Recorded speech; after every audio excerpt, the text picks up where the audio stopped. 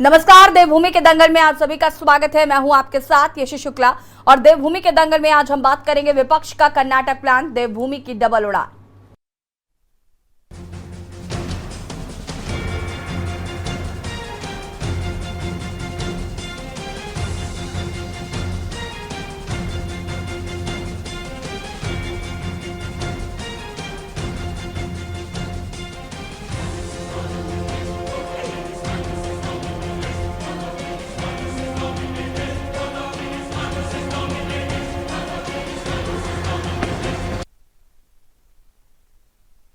उत्तराखंड में लोकसभा चुनाव से पहले राज्य में विकास की गतिविधियां तेज हो गई हैं। इसके तहत एक तरफ जहां 25 मई से देहरादून से दिल्ली के बीच वंदे भारत एक्सप्रेस की सुविधा जनता को मिलने जा रही है, तो दूसरी ओर देहरादून से गोवा के बीच सीधी फ्लाइट की सुविधा बुधवार से शुरू हो गई है।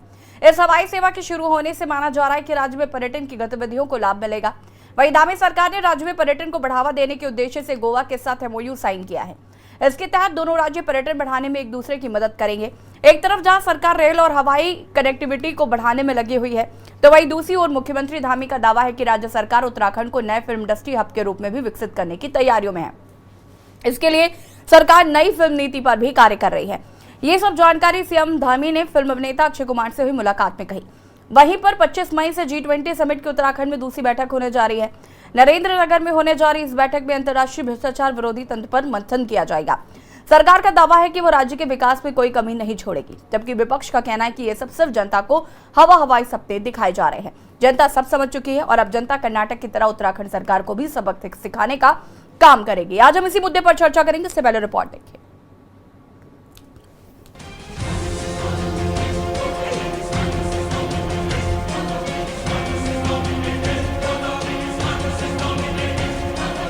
उत्तराखंड में अगले साल होने वाले लोकसभा चुनाव से पहले राज्य में विकास की गतिविधियां तेज हो गई हैं। इसके तहत एक तरफ जहां पर 25 मई से देहरादून से दिल्ली के बीच वंदे भारत एक्सप्रेस की सुविधा जनता को मिलने जा रही है, तो दूसरी ओर देहरादून से गोवा के बीच सीधी फ्लाइट की सुविधा बुधवार से शुरू हो गई है। इस हवाई सेवा के शुरू होने से माना जा रहा है कि राज्य में पर्यटन की गतिविधियों को लाभ मिलेगा। वहीं धामी सरकार ने राज्य में पर्यटन को बढ़ावा देने के उद्देश्य से गोवा के साथ MOU साइन किया है। इसके तहत दोनों तरफ पर्यटन बढ़ाने में एक दूसरे की मदद करेंगे।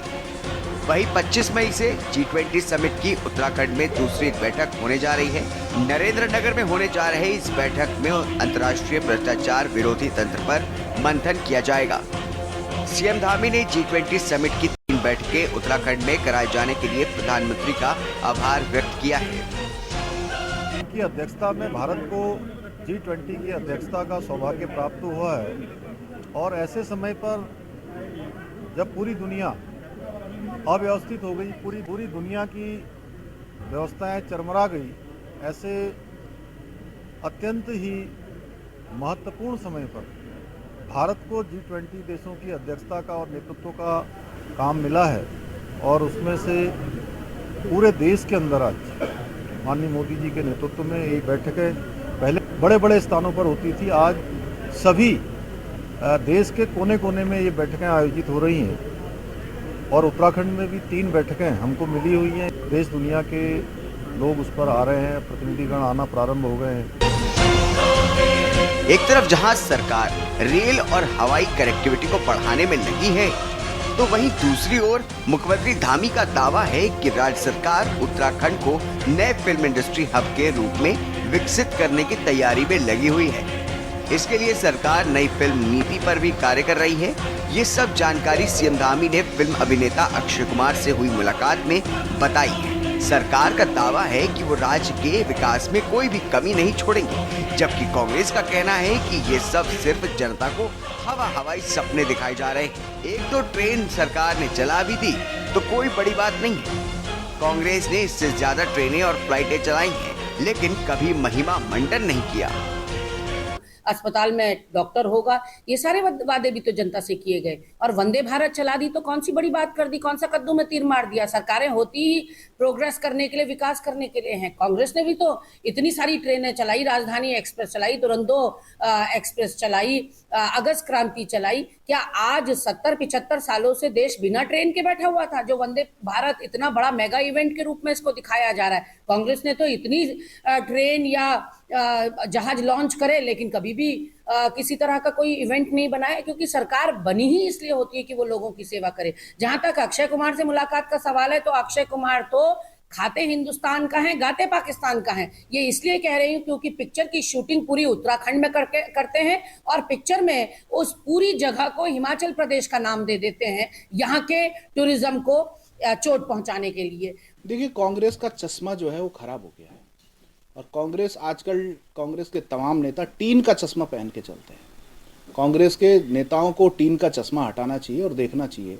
कि आज जिस प्रकार से सड़कों का जाल जिस प्रकार से उत्तराखंड के अंदर बिछाया जा रहा है, ऑल वेदर सड़कें हों। आज ट्रेन उत्तराखंड के अंदर कभी सपना होती थी, आज ट्रेन की कर्णप्रयाग रेलवे परियोजना पर तेजी से काम हो रहा है। आप देखें सड़कें बेहतर हो रही हैं, आप देखेंगे नई फिल्म नीति हम बना रहे हैं, आप देखेंगे उत्तराखंड के अंदर मसूरी पेयजल योजना जो 144 करोड़ रुपए की थी, उसको हमने लाने का काम किया, उस पर काम पूरा हो गया है। ऐसी नैनीताल को लेकर के पेयजल योजना पर काम हो रहा है। आज आप देखेंगे नैनीताल से और देहरादून का सफ़र जो कभी 18 घंटे का होता था, आज आदमी 8 घंटे में पहुंच जाता है। कुल मिलाकर के चुनाव से पहले सरकार पूरी कोशिश में लगी हुई है कि हर एक क्षेत्र में राज्य का विकास हो। सरकार इस बात को भली भांति जानती है कि राज्य में पर्यटन की अपार संभावनाएं हैं, साथ ही राज्य में फिल्म का भी बड़ा स्कोप है। ऐसे में सरकार उत्तराखंड को फिल्म इंडस्ट्री हब के रूप में विकसित करने की तैयारियों में लगी हुई है। सवाल ये है कि क्या धामी सरकार की ये कवायद धरातल पर कोई सकारात्मक परिणाम ला पाएगी? Uttarakhand desk report.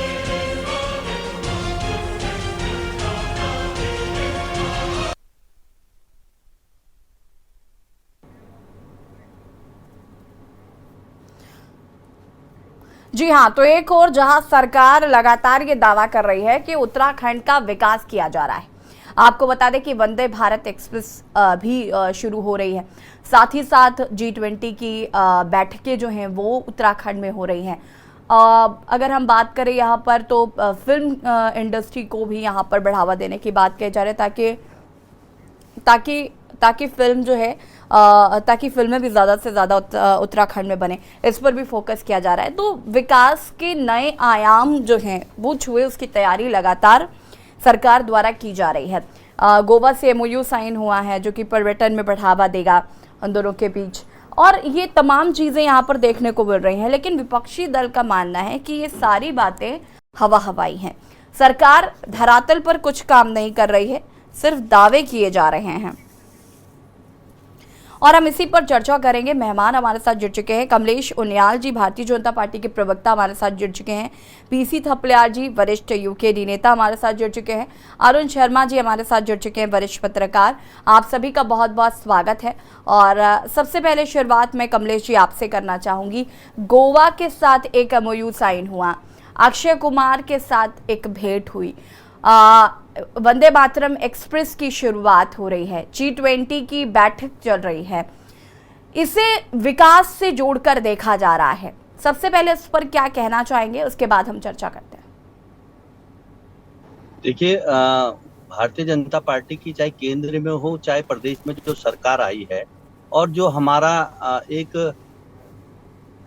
अंत्योदय वाली जो बात थी, जो हमारे मैनिफेस्टो में जो वादे जनता के साथ हमने किए हैं, उसके अंतर्गत आत्मनिर्भर भारत, स्वच्छ Bharat, skill India, fit India, make in India जैसे जिन नारों के साथ भारतीय जनता पार्टी आज चुनाव के वादों के साथ आई थी, और उसमें कहीं ना कहीं हमारी चाहे केंद्र की हो चाहे प्रदेश की सरकार हो, निरंतर कार्य कर रही है। और कोरोना काल से अगर देखा जाए तो कोरोना काल के अंदर के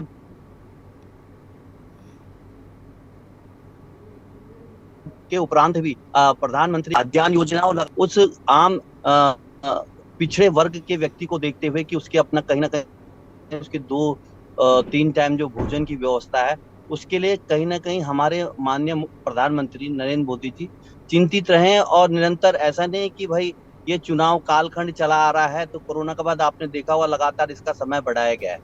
प्रधानमंत्री ने उत्तराखंड के परिप्रेक्ष्य में भी अगर देखा जाए तो ऑल वेदर रोड जो हमारी एक बहुत बड़ी अचीवमेंट है और जिसके तहत आज आप देख रहे हो चाहे दिल्ली से देहरादून का सफर हो या देहरादून से गढ़वाल का सफर हो, जो रोडों का चौड़ीकरण हुआ है। उसके बाद भारतमाला प्रोजेक्ट जो हमारा है, रेलवे का कर्णप्रयाग रेलवे मार्ग की बात करते हैं, केदारपुरी के नवनिर्माण की अगर हम लोग बात करते हैं, उसके अलावा अगर आप देखो बद्रीनाथ धाम के लिए जिसमें 245 करोड़ रुपए स्वीकृत किए गए हैं। उसके अलावा गंगोत्री के लिए 20 करोड़ रुपए स्वीकृत हुए हैं, यमुनोत्री के लिए 34 करोड़ रुपए स्वीकृत हुए। तो इस तरह के जो कार्य हैं जो निरंतर चले आ रहे हैं। अब यहाँ पे ये नहीं देखा जाए, अगर आम आदमी की हम लोग बात करते हैं तो जो नल से जल योजना है इसमें 7.10 लाख घरों को सीधा जोड़ा जा रहा है। अगर इससे पूर्व हम लोग बात करते हैं तो 1,30,000 घर ही ऐसे थे जिनमें सीधे इस योजना या इससे पूर्व जो नल से जल योजना के तहत जुड़े हुए थे। आज 7,10,000 घरों से इसको जोड़ा गया है। प्रधानमंत्री ने 28 अगस्त 2014 को देहरादून देश की जनता को संबोधित किया था, जिसके अंतर्गत आपने देखा होगा कि मुद्रा योजना के अंतर्गत 31.31 करोड़ रुपए खातों को डायरेक्ट जोड़ा गया है, जिसका जैसे कि पूर्व में कई प्रधानमंत्री द्वारा कहा गया था कि भाई अगर विकास कार्य के लिए कोई 1 रुपया अगर केंद्र से आता है तो धीरे धीरे वो धरातल पर 10 पैसा ही रह जाता है। और इसलिए चाहे किसी भी प्रकार की सब्सिडी हो, किसी प्रकार का भ्रष्टाचार ना हो, आम जनता के पैसों में किसी प्रकार की लूट और खसूट की बात ना हो, तो इसका डायरेक्ट मुद्रा योजना का जो के तहत जो खाते खोले गए हैं। उसके अलावा हमारी खाद्यान्न योजना मैंने आपको बताया। तो ऐसी कई योजना है जो लगातार, आज वंदे भारत की हम लोग बात करते हैं, मात्र 4 घंटे में आप ये देखो दिल्ली से देहरादून की यात्रा, आने वाले समय आपने देखना देहरादून से दिल्ली 2.5 घंटे में हम लोग सफर करेंगे। उसके बाद अभी गोवा के साथ जो एमओयू साइन हुआ है, जिसके अंतर्गत आपने सीधी फ्लाइट आज देहरादून से वहां जा रही G20 की अगर हम लोग बात करते हैं। उसके अलावा अगर हम पूरे परिप्रेक्ष्य में देखते हैं तो स्वास्थ्य के क्षेत्र के अंदर धामी सरकार की उपलब्धियां हैं, जिसके अंदर करीबन 207 जांचें, पैथोलॉजी जांचों का हम लोग निःशुल्क किया है।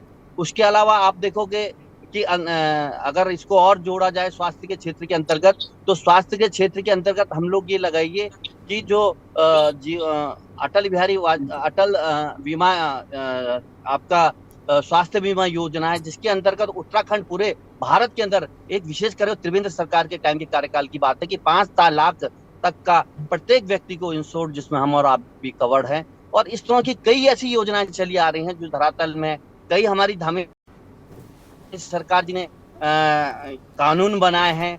आप अगर हम लोग महिलाओं को 30% आरक्षण, क्षतिज आरक्षण की बात करते हैं, चाहे हम केंद्र की हम लोग बात करते हैं 10% जो स्वर्णिम जाति को आरक्षण देने की बात करिए आर्थिक आधार पे, हमारी केंद्र सरकार ने वो उसका कानून बनाया है। आज धर्मांतरण के अंतर्गत उत्तराखंड की सरकार ने, धामी सरकार ने कानून बनाया। नकल अध्यादेश कानून बनाए, नकल के जो माफिया एक हावी थे, जिसके अंतर्गत 80 लोगों की गिरफ्तारी की गई है।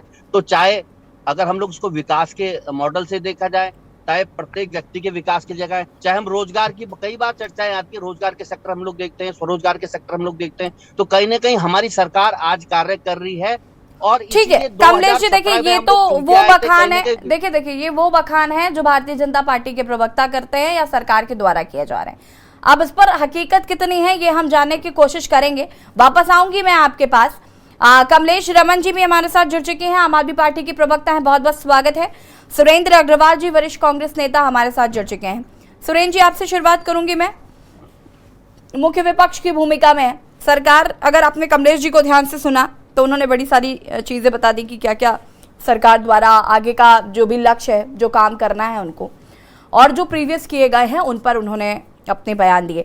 देखिए लेकिन बड़ी बात सुरेंद्र जी ये है, देखिए G20 की बैठक हो रही है, उसकी तैयारियां सरकार ने की।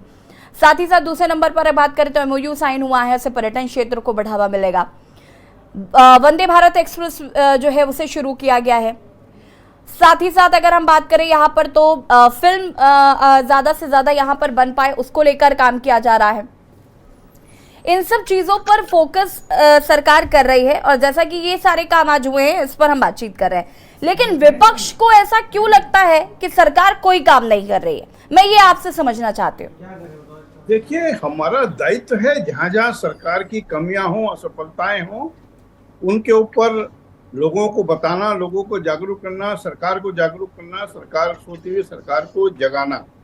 भाजपा की वर्तमान सरकार जो है हर मोर्चे पे असफल है, इसीलिए जनता से जुड़े सरोकारों से जनता के मुद्दों को, जनता की समस्याओं के प्रति ध्यान हटाने के लिए, चाहे वो महंगाई हो, रोजगार हो, विकास का जो ठप हो गया है, जो जोशीमठ के लोग आपदा पीड़ित हैं, जो अन्य आपदा पीड़ित हैं, मुंशियारी वगैरह में देखिए अभी तक सड़क नहीं खुल पाई, जो ग्लेशियर के फटने से तमाम सड़कें बंद हुई थी, आदि बद्री की यात्रा बंद हो गई है पर्यटन क्षेत्र को देखते हुए।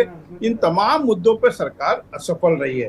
अभी मेरे प्रिय अनुज ने बताया कि कैसे नकल अध्यादेश लाई, और नकल अध्यादेश में सारे जो हैं वो तो चिंतित भाजपा के लोग हैं, उन्होंने तो संगठित होकर नकल कराई, बेरोजगारों का जो है हक मारा, नौजवानों का हक मारा। विकास के जहां तक काम है, जिला योजनाओं का पैसा खर्च नहीं हो पा रहा है, वार्षिक योजनाओं का धन खर्च नहीं हो पा रहा है।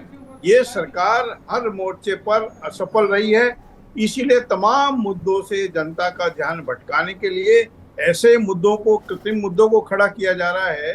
अरे G20 के बारे में आप इतना हल्ला पीट रहे हैं, यहाँ तो पहले भी एशियन मेयर कॉन्फ्रेंस हो चुकी है, यहाँ तो पहले भी तमाम जो अंतर्राष्ट्रीय विश्व के नेता यहाँ पर आते रहे हैं, कई नेता यहाँ पर आए हैं, और मैं समझता हूँ G20 के नाम पर जनता का ध्यान हटाया जा रहा है।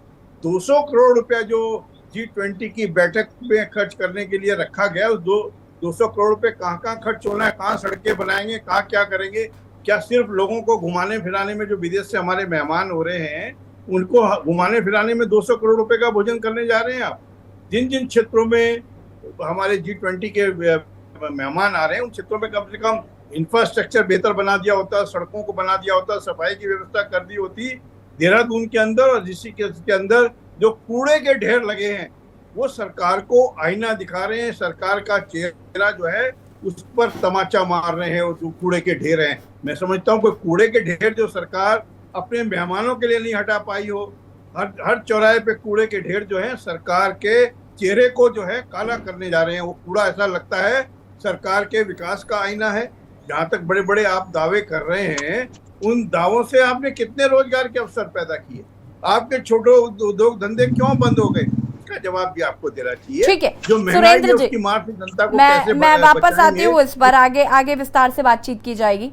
कमलेश रमन जी, क्या कुछ कहना चाहती हैं? सरकार तो कह रही है बहुत विकास कर रहे हैं, फिर विपक्ष को विकास क्यों नहीं दिख रहा? अभी तो मैं सुन रही थी भारतीय जनता पार्टी के प्रवक्ता कह रहे थे कि आप लोग टीन का चश्मा लगाते हैं, इसलिए आपको विकास नहीं नजर आ रहा। बिल्कुल बिल्कुल, देखिए मियां पिट्टू और अपनी पीठ थपथपाए तो ये वाला हाल बीजेपी का है। हर चीज में तो हाई कोर्ट और सुप्रीम कोर्ट दखल अंदाजी करता है, किसी भी चीज को उठा करके देख लीजिए।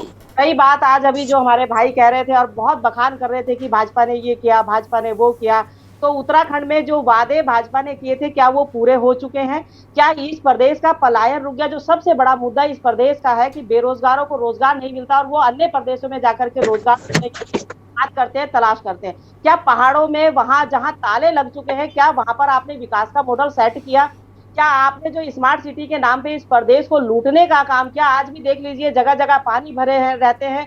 स्मार्ट सिटी के नाम पर आपने तमाम देहरादून को पूरा खोद के डाल दिया, सड़कों के नाम पर, आपके तार बिछाने के नाम पर। और आज आप बात करते हैं, देखिए जो जनता का काम है, जो जनता के लिए आपको करना है वो तो आपको करना ही करना है, लेकिन जो जनता से आपने वादे किए थे, क्योंकि ये चुनावी साल है और 2024 का चुनाव है, उसको दूरदृष्टि देखते हुए अब भाजपा इस तरह के प्रोपगंडे कर रही है। और जैसा कि अभी आप जानते हैं कि अन्य जो हमारे असली मुद्दे हैं उनसे भटकाने के लिए ये सारे प्रोपगंडे किए जा रहे हैं। आपको इतना बड़ा प्रचार में आप पैसा लगा देते हैं और कर्मचारियों को तनख्वाह देने के लिए आपके पास नगर निगम में पैसे नहीं है, आपके अकाउंट में पैसे नहीं है, कर्मचारी तनख्वाह के लिए तरस रहे हैं। नगर निगम के अंदर धरना प्रदर्शन कर रहे हैं हमारे सफाई कर्मचारी की हमको तनख्वाह दे दीजिए, पूरा महीना गुजर चुका है, 2-2 महीने की सैलरी नहीं मिलती है और आप इतना बड़ा प्रचार कर देते हैं। रही बात G20 की बात, आपने पहले भी तो ये समिट कराया था, कितना रोजगार मिला हमारे इस प्रदेश के युवाओं को, कितने आपने यहाँ पर कंपनियां लगा दी, कितने आपने यहाँ पर उद्योग लगा दिए इस प्रदेश के अंदर की पहाड़ों का पलायन रुक सके,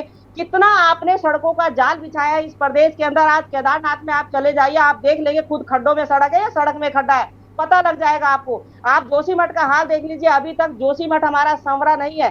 ठीक है, आपने जो वंदे मातरम चलाई है बहुत अच्छी बात है, जनता को समर्पित है, क्योंकि जनता के टैक्स के पैसों से, जनता के जो आप जीएसटी लेते हैं, जो टैक्स लेते हैं, जो इनकम टैक्स लेते हैं, उनके पैसों से आप ये सब चीजें करते हैं। तो जो इतने बड़े बड़े महाघोटाले हो रहे हैं उन पे आप चुप्पी साधे रहते हैं, आप भ्रष्टाचार के नाम पर एक शब्द नहीं बोलते। आज हमारी बहनें दिल्ली में बैठी हैं, जो खिलाड़ी बहनें हैं, आज उनके नाम पर केंद्र से और राज्य से कोई नेता बोलने को तैयार नहीं है भाजपा का। आज हमारी बहनों का उत्पीड़न हो रहा है, उनके लिए कोई बोलने को तैयार नहीं है। ठीक है, आप अगर जनता की बात करते हैं और जनता आपको समर्थन देती है वोट के रूप में, लेकिन अब जनता यहाँ जान चुकी है कि इस प्रदेश के अंदर, जो उत्तराखंड के अंदर जो हमारे असली मुद्दे हैं, उनको कैसे पार पाएगी ये सरकार। क्योंकि आज भी सरकार टकटकी लगाए केंद्र की ओर देखती है, केंद्र से जब उनको ऑर्डर मिलता है, एक जैसे मोम की गुड़िया होती है उसके हिसाब से धामी जी चलते हैं, जो आदेश दिल्ली से आता है उसी को वो करने का काम करते हैं। आप ये सिविल का ले लीजिए, जो आज अभी 3 बजे इनकी एक बैठक होनी है जिसमें बात कर रहे हैं एक समान की। तो आप ये सारी चीजों से जो हमारे असली मुद्दे हैं वो गौण हो चुके हैं, हमारी महंगाई गौण हो चुकी है, हमारा रोजगार गौण हो चुका है, हमारे इस प्रदेश का पलायन गौण हो गया, हमारे विकास का जो मॉडल है वो गौण हो गया। स्कूलों की हालत आप देख लीजिए, आप हमारे जो क्लिनिक है, जो हॉस्पिटल है इस प्रदेश के अंदर, उनको देख लीजिए। आज बच्चे परेशान है, बड़े परेशान है, बुजुर्ग परेशान है, और भाजपा केवल और केवल अपनी पीठ थपथपा करके शाबाशी लेती है केंद्र से लेकर राज्य तक। आज मुख्यमंत्री जी का जवाब नहीं है कि ऋषिकेश में जो प्रेमचंद अग्रवाल जी ने किया उसमें अभी तक कार्रवाई क्यों नहीं हुई, अभी तक ठीक है भंडारी का कमलेश जी, मैं वापस आती हूँ आपके पास और इस पर आगे विस्तार से चर्चा करेंगे। पीसी थपलियाल जी, क्या कुछ कहना चाहते हैं विकास के मॉडल पर विपक्ष का जो वार है? देखो, विकास का मॉडल जब से राज्य बना है तब से हम इन निकम्मे नेताओं से हमेशा विकास का मॉडल सुनते आ रहे हैं। कभी ऊर्जा प्रदेश का, कभी पर्यटन प्रदेश का, कभी आयुष प्रदेश का, मतलब जितने हो सकता है उतनी शब्दावली हम इनके मुंह से सुन चुके हैं। अब सवाल उठता है, सरकार जनता की माई बाप होती है और माई बाप का बाप है अगर परिवार में, और वो अपने बच्चों को ये नहीं दिखा पाए कि देखो मैं किस तरह से कमाई कर रहा हूं, तो ऐसे नालायक बाप को बच्चे भी लात मारते हैं। क्योंकि सबसे प्रमुख चीज है कि हमारी सरकार इस अकूत संपदा जो इस राज्य की है इससे कमा क्या रही है। ये इस संपदाओं को चोर कर एक अकूत संपदा के मालिक नेता बनते हुए हम देख रहे हैं। जनता आज नंगी भूखी चौराहे पे खड़ी है और जो सड़कों की दुआई ये दे रहे हैं कि दिल्ली से देहरादून तक सड़क चौड़ी हो गई, चमचमाती हो गई है, लेकिन ये राज्य के अंदर की सड़कें जो है नेशनल हाईवे, आप गजीबाबाद से कोटद्वार चले जाओ, कहीं भी जाओ आप, अंदर जो है सारे गड्ढे बने हुए हैं, कोई नका नहीं सकता। आज पूरे जो हमारे खेत खलियान सूने पड़ गए हैं, हमारे बच्चे मजबूर हैं अपने इस देवभूमि को छोड़ने के लिए इन निकम्मे लोगों के कारण। क्योंकि इनको किस तरह से इस राज्य का विकास किया जाए, किस तरह से इस राज्य की विकास की नींव रखी जाए, वो आ ही नहीं रहा है। शुरुआत में जो हमारे नरेंद्र दत्त तिवारी जी वयोवृद्ध नेता जो एक इंडस्ट्रियल पैक दे गए थे इंडस्ट्री इस राज्य में, उसके बाद शून्य। आज अगर हमारा बच्चा गांव में जो गए हुए हैं, ये आत्मनिर्भर की दुआई देते हुए हैं, लेकिन आत्मनिर्भरता का कहीं भी एग्जाम्पल ये सेट करके दिखा दें, ये हमारे युवाओं को न तो पर्यटन से जोड़ पाए हैं, न ये प्राकृतिक संपदाओं का जो दोहन है उसको ये खुद करके हमारे युवाओं को उससे वंचित किया जा रहा है। हमारे युवाओं को आज जिस तरह से नौकरी होती थी जिसके सहारे वो अपना गुजारा करते थे, उसमें भी इन्होंने जिस तरह से धांधली की वो किसी से छुपा नहीं है।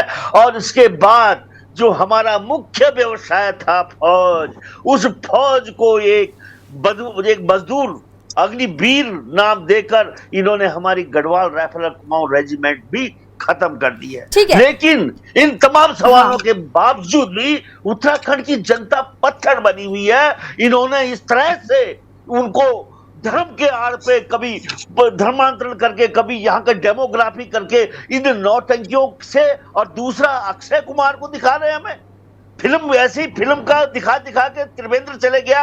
अब अक्षय कुमार क्या करेगा? यहाँ तिग्मासुक धूलिया जैसे डायरेक्टर यहाँ घूम रहे हैं। क्या ये अक्षय कुमार इनको बहुत बड़ा वो मिल गया चिराग?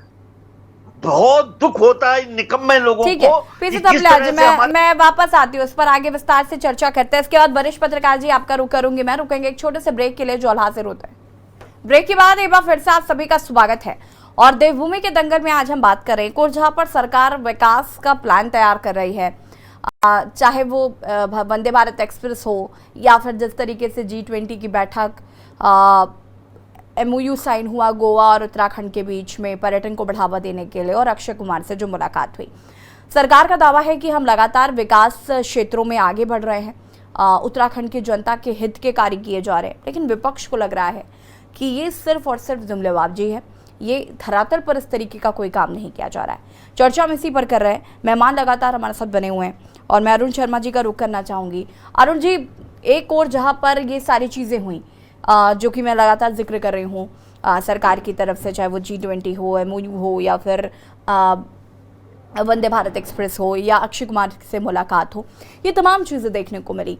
लेकिन विपक्ष को ऐसा नहीं लगता है कि ये विकास की ओर अग्रसर है। आप इसे कैसे देख रहे हैं?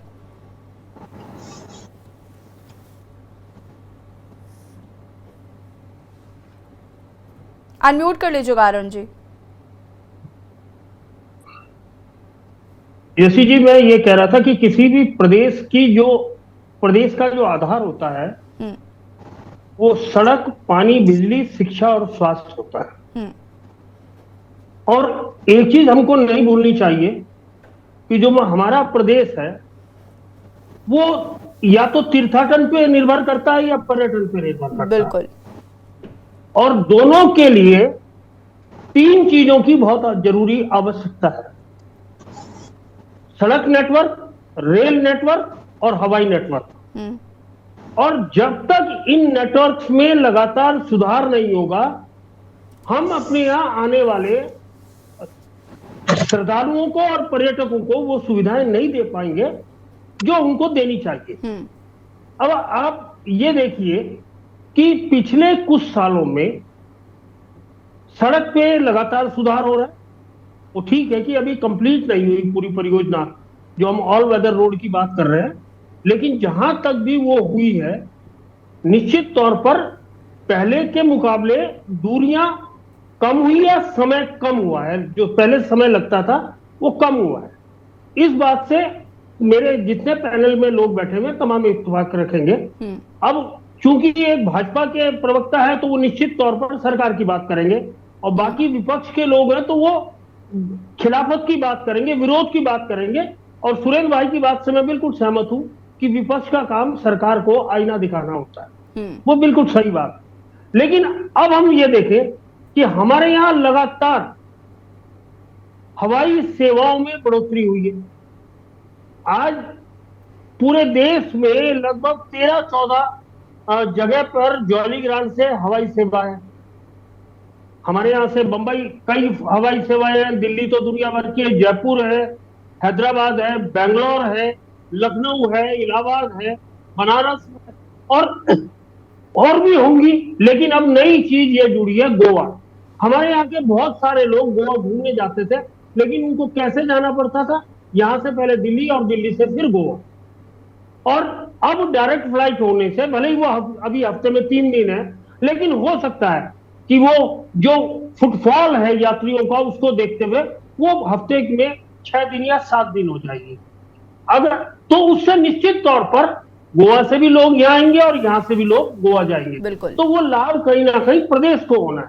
जब पर्यटक या श्रद्धालु हमारे प्रदेश में आएगा तो यहाँ रहेगा भी, यहाँ खाएगा भी, यहाँ घूमेगा भी। उससे टैक्सी वालों को भी, होटल वालों को भी, रेस्टोरेंट वालों को भी, तमाम लोगों को रोजगार मिलता है। दूसरी चीज अगर मैं बात करूं इसी परिप्रेक्ष्य में, हमारे यहाँ 4 धाम यात्रा, हमारे यहाँ हेमकुंड यात्रा भी शुरू हो गई। अब आप कड़वा सच में बोल रहा हूं, आप मुझे ये बताइए हेमकुंड यात्रा से इस पूरे प्रदेश को क्या लाभ होता है? कोई लाभ नहीं होता। वो जो सिख श्रद्धालु आ रहे हैं, मैं उसकी खिलाफत नहीं कर रहा हूं यात्रा की, लेकिन उसके लाभ की बात कर रहा हूं मैं प्रदेश को। जो सिख श्रद्धालु वाले हैं वो गुरुद्वारों में रहते हैं, अपनी गाड़ियों से जाते हैं, केवल इस प्रदेश को गंदा करने का काम करते हैं, क्योंकि उनको वो जो खा रहे हैं, जो पी रहे हैं, वो निकालना भी। आप मुझे बता दीजिए मोटे तौर पे कि वो कहां से कुछ चीजें खरीद रहे हैं। उनके लिए हर जगह गुरुद्वारा है, सब कुछ है। मैं ये नहीं कह रहा हूं कि उन्हें नहीं आना चाहिए, निश्चित तौर पर आना चाहिए। उनमें से बहुत सारे लोग बद्रीनाथ भी जाते हैं, लेकिन 100% बद्रीनाथ नहीं जाते। तो अगर हम सड़क की बात कर रहे हैं, आज पहले से बेहतर हुई है। हम रेल नेटवर्क होने वाला है, अगले साल तक शायद कर्णप्रयाग तक रेल सेवा शुरू हो जाएगी। और अगर वो कर्णप्रयाग तक रेल सेवा शुरू हो जाएगी तो आप ये लगाइए कि सड़क की अपेक्षा उसमें कितना कम टाइम लगेगा, 125 किलोमीटर। अधिकांश ट्रेन सुरंगों से गुजरेगी, केवल 17 या 20 किलोमीटर ऐसी है जो बाहर गुजरेगी, मतलब खुले में, बाकी सारी सुरंगों के अंदर है। हमारे डिफेंस को उससे कितना सपोर्ट मिलेगा जो सड़क और रेल नेटवर्क हो रहा है। और देखिए, जहां तक हवाई सेवा की बात है, मैं अभी परसों आया हूं 10 दिन नॉर्थ ईस्ट बिताकर, लेकिन नॉर्थ ईस्ट में हवाई अड्डे गिरे चुने हैं। हमारे यहाँ जॉलीग्रांट हो रहा है, उसके बाद पंतनगर है, उसके बाद नैनी सैनी है, उसके बाद चिन्याली सोड़ है। हर जगह के लिए हेलीकॉप्टर सेवा है। हो सकता है वो यात्रियों के मिलने ना मिलने के ऊपर निर्भर करती हो, कभी बंद हो जाती हो, लेकिन कम से कम ये फैसिलिटीज से लोगों को फायदा तो मिला है। जो कम समय में ज्यादा जगह पहुंचना चाहता है उसको लाभ मिला है। और ये तमाम चीजें 9 कंपनियां बद्रीनाथ में सेवा दे रही है। अब हेमकुंड की भी सेवा शुरू होने वाली। मैं किसी चीज के खिलाफत नहीं कर रहा हूं, लेकिन अगर विकास के लिए इन चीजों की जरूरत होती है तो कर लेनी चाहिए। एक बात, अभी तो हम नेटवर्क की बात। दूसरी चीज, आपने बात करी G20 की। निश्चित तौर पर अगर हम वैसे लगाएं तो ये G20 की तीसरी बैठक है जो कल से शुरू होगी ऋषिकेश में। रामनगर हो चुकी है, एक अनऑफिशियल यूथ के ऊपर एम्स ऋषिकेश में हो चुकी है। ये जो कल से 3 दिन की बैठक शुरू होगी, मैं सुरेंद्र भाई, आपने मुझसे कहा 200 करोड़ रुपए इसमें खर्च किए, कहां गए? अरे भाई, हाँ निकल के तो देखिए, जॉलीग्रांट हवाई अड्डे से ऋषिकेश, और ऋषिकेश से लेके नरेंद्रनगर, नरेंद्रनगर से लेके औड़ी गांव से लेके परवान निकेतन, जरा आप जाके तो देखिए, शक्ल चेंज हो गई। ये देखिए, जाना पड़ेगा उसके लिए। मैं देखिए, इसका भी लाभ प्रदेश को मिलता है। अगर इस तरह के इंटरनेशनल इवेंट प्रदेश में होते हैं तो कहीं ना कहीं दूरगामी हमें चीजें सोचनी चाहिए, उसका लाभ प्रदेश को मिलेगा। हमारे यहाँ अरुण जी, अभी सुरेंद्र जी इस बात को कह रहे थे, उन्होंने कहा कि हर चीज को यहाँ पर क्रिएट किया जाता है। जिस तरीके से कोई भी चीजों से हाईलाइट किया जाता है, जैसे कि G20 की बैठक, उनका कहना है कि इससे पहले कि यहाँ पर इंटरनेशनल बैठकें नहीं हुई, लेकिन उनका इतना ज्यादा प्रोपोगेंडा नहीं क्रिएट किया गया, इतना ज्यादा उसका प्रचार प्रसार नहीं किया गया जितना कि अब किया जाता है। हालांकि हम ये कह सकते हैं कि बीजेपी की यूएसपी है कि बीजेपी प्रचार प्रसार करती है और चीजों को जन जन तक पहुंचाने का कोशिश करती है। बिल्कुल आप सही बोल रही हैं, लेकिन देखिए, अगर हमारे यहाँ कोई इवेंट हो रहा है, क्यों नहीं उसे हम प्रोपोगंडा करें, क्यों नहीं करें? हमारे यहाँ हो रहा है ना, उसका लाभ भाजपा के प्रवक्ता लगते हैं।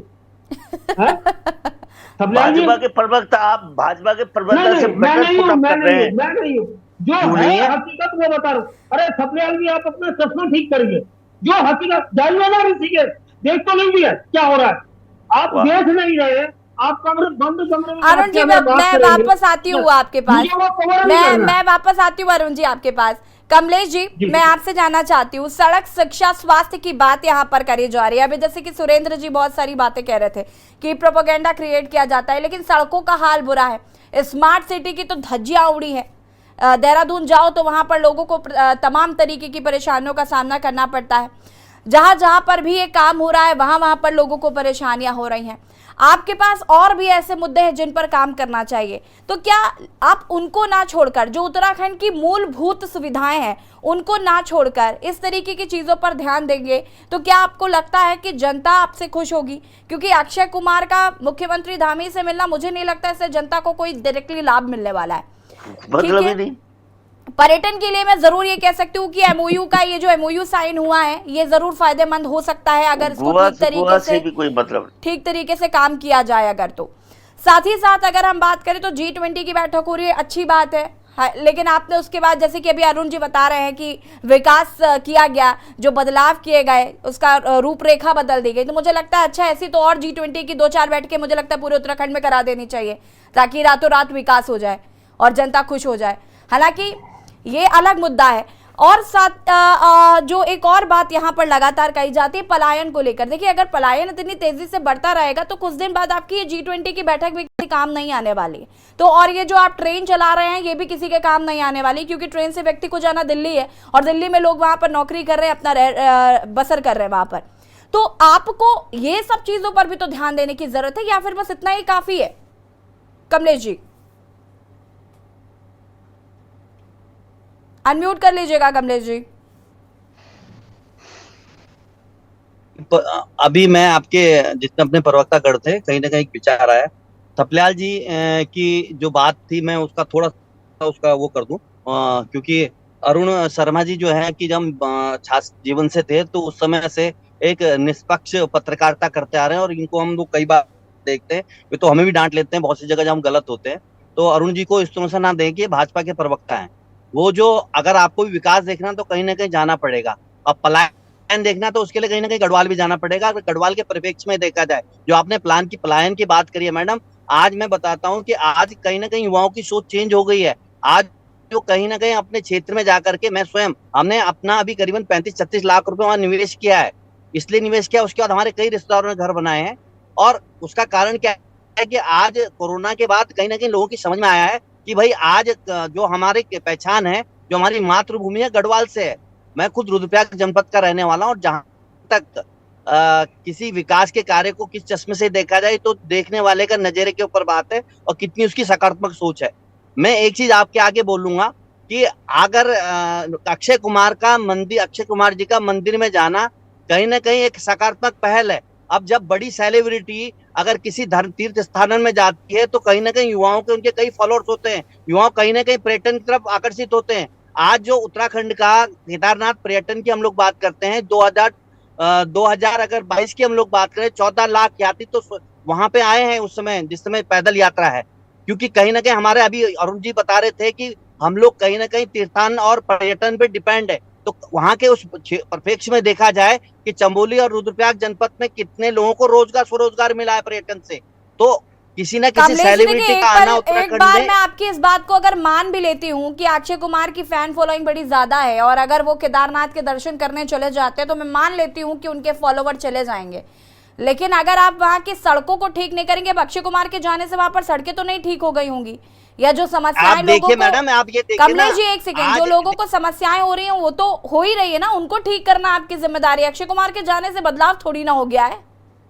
हाँ, मैं ये कह रहा हूँ अगर सड़कों की स्थिति देखनी है तो आप ये देखिए ना, जो आज नेपाली फार्म से देहरादून जाने में 1.5-2 घंटे लगते थे, आज आप ये देखिए आधा घंटे 35-36 मिनट में स्वयं दिल्ली अपने मुख्यालय जाता हूँ पार्टी के, तो 36 से 37 मिनट से ज्यादा नहीं लगते हैं। और देहरादून से एक जगह से देहरादून में ही एक जगह से दूसरी जगह जाने में जो घंटों लग रहे हैं उसका क्या? कमलेश जी आप मेरा तो आपसे ये कहना है कि आप भी अपनी सोच थोड़ा पॉजिटिव रखिए, कई विकास कार्य हो रहे हैं। पॉजिटिव रखने का क्या मतलब है? पॉजिटिव रखने का क्या मतलब है कि मैं बीजेपी का यहाँ पर गुणगान करूँ, बखान करूँ तो पॉजिटिव है? गुणगान करने मैं तो आपसे सीधे सीधे यही बात तो कह रही हूँ कि आपने कहा कि चलिए ठीक है ड्यूरेशन जो है वो कम हो गई, मैं मान लेती हूँ अच्छी बात है।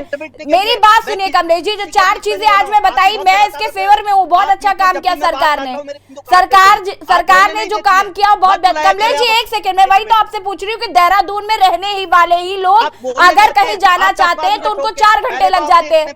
प्रश्न पहले रखिए, आपके वित्त मंत्री को क्रोध आ जाता है जाम देखकर। अरे रुक कीजिए ना, वित्त मंत्री की बात आएगी उस दिन, जो आप जिस विषय में बात है 100 क्वेश्चन इकट्ठे मत पूछिए, मैं जवाब दे रहा हूँ, सुनिए आप, सुन तो लीजिए। मैं ये कह रहा हूँ अंतरराष्ट्रीय पटल पे क्या भारत का नाम नहीं हुआ आज?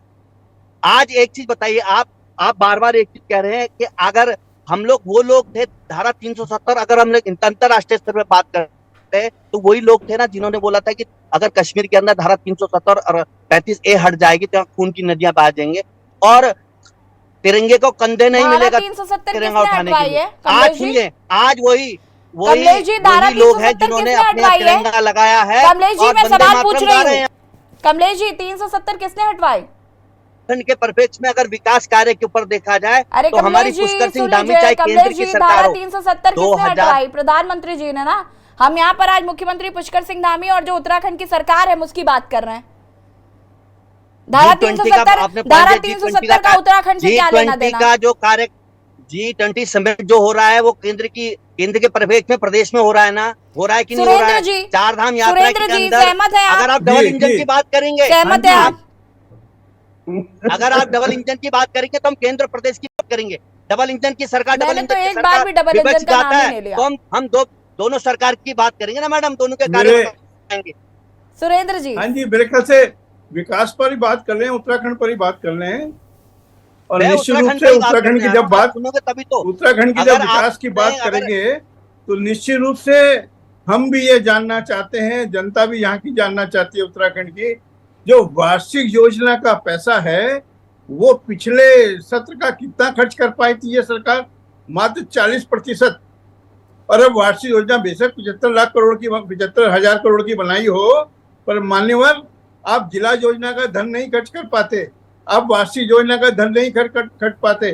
जहां तक राजस्व की बात है तो जितना राजस्व का लक्ष्य आपका आबकारी का था, खनन का था, उसमें 50% तक ही आप लक्ष्य प्राप्त कर पाए। संगठित होकर खनन और आबकारी में इतना भारी भ्रष्टाचार है, इसमें डूबे हुए हैं भाजपा के नेता, संस्थागत भ्रष्टाचार है। और जहां तक पर्यटन की बात कर रहे हैं तो आज जो आंकड़े पलायन आयोग ने जारी किए हैं उसमें उत्तराखंड के मात्र 4 या 5% युवा जो है वो पर्यटन में रोजगार के अवसर पा रहे हैं। वो भी रोजगार में स्वरोजगार के अंदर कार्य नहीं हो रहा है कहीं ना क्या कहीं उत्तराखंड के अंदर? सरकार आप ये बताइए, जो लाल फीता शाही है, स्वरोजगार के सरकार की जो अंतर्गत नीतियां हैं अपना वो होम युवाओं स्टे को पर्यटन को नहीं, रोजगार होम के स्टे रूप के में अंदर कार्य अपनाने नहीं पर हो रहा है। रोक रही है, कहीं ना अगर कहीं आप बाधा एक तरफ उत्पन्न से कर रही है। देखिए क्या पूरे पर्यटन उत्तराखंड के अंदर लगभग में 10 लाख या लोग जो हैं स्वरोजगार के क्षेत्र वो में बेरोजगार हमारे दर्द युवा हैं, कार्य नहीं हो रहा है क्या? आप ये पंजीकृत बताइए। हैं, उनको आप रोजगार नहीं दे पा रहे हैं। अगर रोजगार दिया होता तो जो हजारों लाखों लोग सड़कों पे नौजवान निकल रहा है वो नहीं निकलता। महंगाई से 2014 राहत देने की कोई बात आप नहीं कर पाए। 2017 से पहले तो रोजगार की भरामार थी। अरे 56 मान्यवर घोटाले की अब सरकार आई थी ना, आपका समय आ गया। 26 घोटाले तो अरे याद हैं। वो भाजपा के कौन नेता गण है, कौन वीआईपी है, जरा वो भी लेकर 26 घोटाले तो याद होंगे आपको मान्यवर। घोटाले तो आपके आपके हैं, कोई शराब मुख्यमंत्री घोटाला, थे खनन कि मैं घोटाला, अपनी आंख बंद कर दूंगा, आप विभाग को आपके जितना भाजपा डूबना चाहे डूब के लो। मुख्यालय। सुरेंद्र जी, मेरा सवाल अब आपसे मुख्यालय है। एक सेकंड कमलेश जी रुकिएगा। सुरेंद्र जी, मेरा सवाल आपसे है कि मैं माना कि आप विपक्ष में हैं, लेकिन अगर 2-4 चीजें जो कही जा रही है, चाहे वंदे भारत एक्सप्रेस हो, आपको नहीं लगता कि इससे उत्तराखंड का विकास होगा? अगर ये दूरियां कम हो रही हैं तो हर चीज में सुरेंद्र जी, हर चीज में मुझे लगता है कि हर समय सरकार की आलोचना मैं तो करना ही तो वार्षिक योजना का खर्च करने की बात कर रहा हूँ, मैं जिला योजना का धन खर्च करने की बात कर रहा हूँ। मैं ये कह रहा हूँ जो ग्रीन बोनस का हमारा अधिकार है वो कहाँ खो गया है, ग्रीन बोनस केंद्र से मिलना था वो कहाँ खो गया है। अगर मैं जीएसटी में जो हमें मुआवजा मिलना था वो नहीं मिल पा रहा है तो मैं क्या कर रहा हूँ। टिहरी डैम से जो रॉयल्टी के रूप में हमारा अधिकार था वो कहाँ खो गया। अगर ये मुद्दे हम सरकार के सामने रख रहे हैं, ये तो उत्तराखंड के हित के मुद्दे हैं, इन मुद्दों पर बात की जानी चाहिए। गांव को जोड़ने वाली, गांव को जिला मुख्यालय से जोड़ने वाली सड़क क्या हाल है, यदि वो कमलेश रमन जी क्या कुछ कहना चाहती है? रुक जाइए सुरेंद्र अग्रवाल जी और कमलेश जी, वापस आऊंगी आप दोनों के पास। देखिए, अभी हमारे भाजपा के प्रवक्ता कह रहे थे, बड़े भाई हैं, और वो कह रहे थे कि दूरियां कम हो गई हैं, जाम नहीं लगता, इस तरह की बात है। मैं कल ही का आपको उदाहरण दे दूं कि आईएसबीटी से और रिस्पना पुल तक जाने के लिए 2 घंटे लगे, इतना तो ये देखिए मेरी लाइन से मेरे घर से और 2 किलोमीटर जाम लग गया। ये जाम, अरे रुकिए, उसके आगे थोड़ा बड़ी रखिए। प्रदेश को पूरे परिप्रेक्ष्य में देखा जाता है मैडम, ऐसा नहीं कि आपके आईएसबीटी से लेकर यहाँ तक देखा जाए।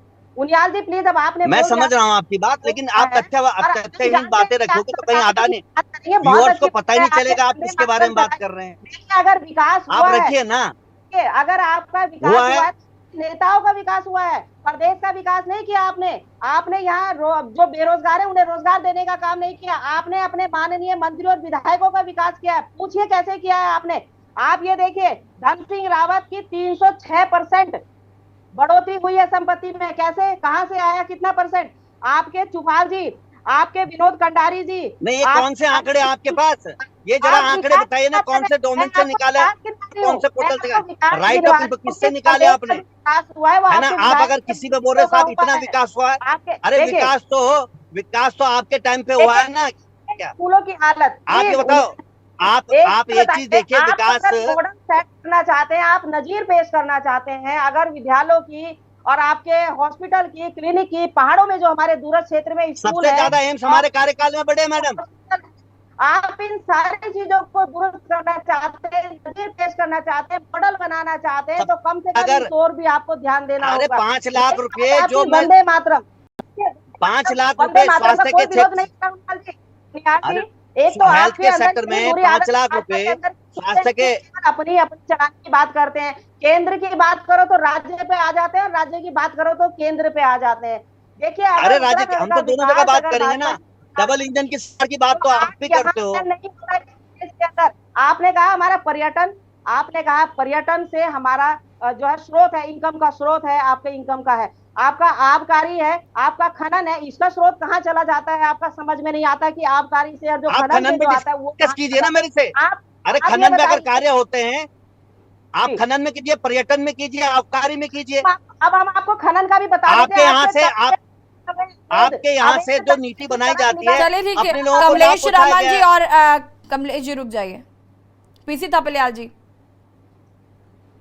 मेरे को बहुत दया आ रही है भारतीय जनता पार्टी की सोच पे कि गोवा जो एक पाश्चात्य पर्यटन, पाश्चात्य जो पश्चिमी देश हैं, उनकी सभ्यता का सबसे बड़ा केंद्र है, और वो पर्यटन उत्तराखंड के धार्मिक पर्यटन से कहीं भी मैच नहीं खाता।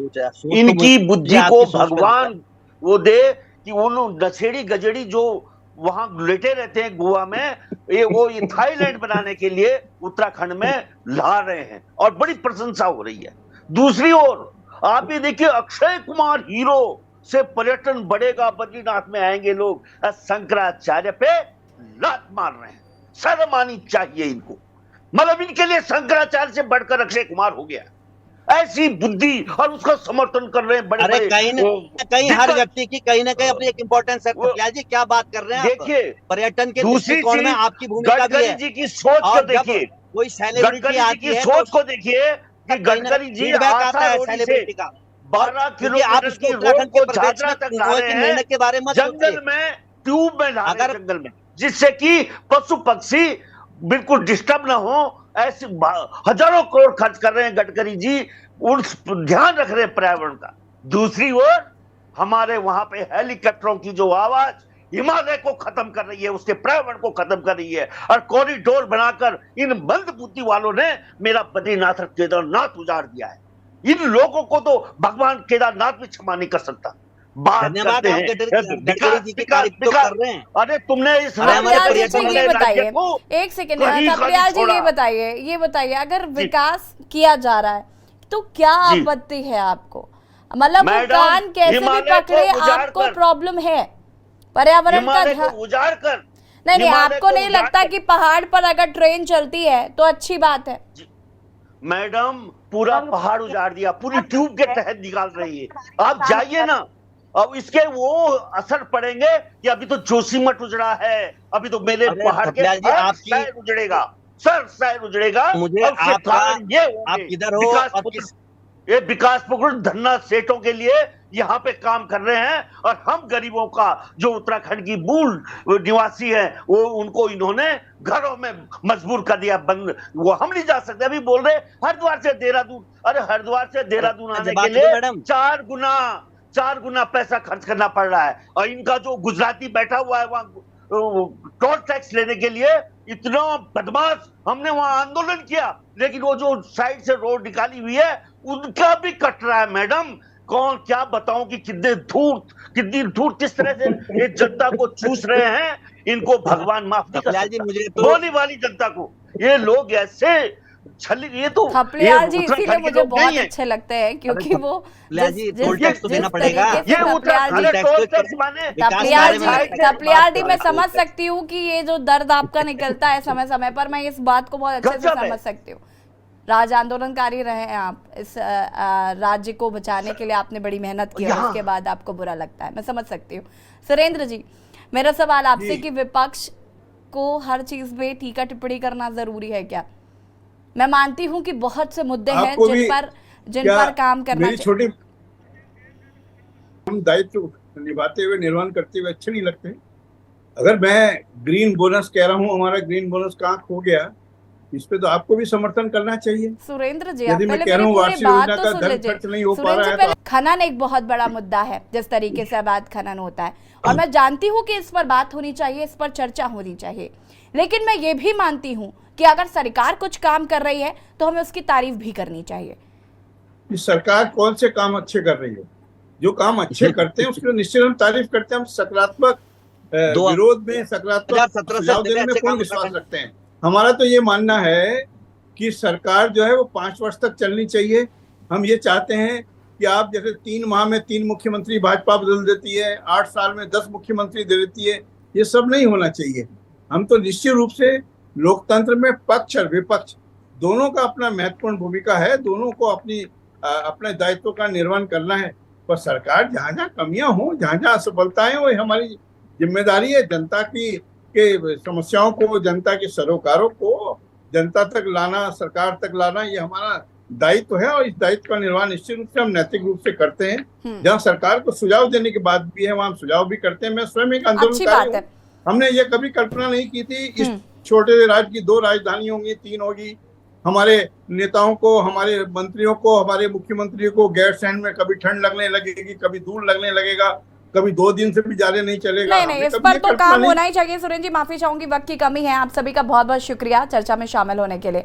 और देवभूमि के दंगल में आज हम बात कर रहे थे जिस तरीके से विकास को लेकर सरकार लगातार काम कर रही है, चाहे वो वंदे भारत एक्सप्रेस हो या फिर गोवा के साथ जो MOU साइन हुआ है ताकि पर्यटन को बढ़ावा मिल सके, ये तमाम प्रयास सरकार द्वारा किए जा रहे हैं। लेकिन जो मूलभूत जरूरतें हैं उत्तराखंड की, उन पर बात करना भी सरकार की जिम्मेदारी है, सरकार को उस पर काम करना भी जरूरी है।